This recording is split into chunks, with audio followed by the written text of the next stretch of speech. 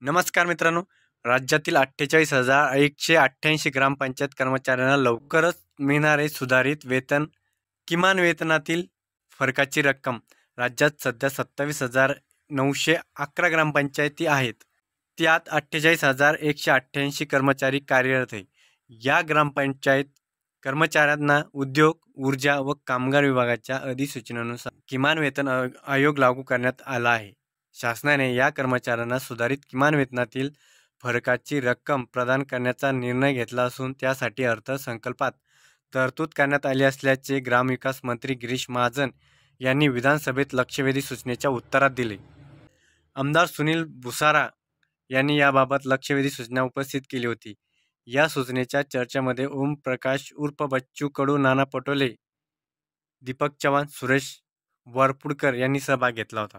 ग्रामपंचायत कर्मचाऱ्यांचे वेतन व आकृतीबंधाबाबत शिफारस करण्यासाठी यावलकर समिती गठीत करण्यात आली होती. या समितीने सादर केलेला अहवाल वित्त विभागाकडे पाठवण्यात आला होता.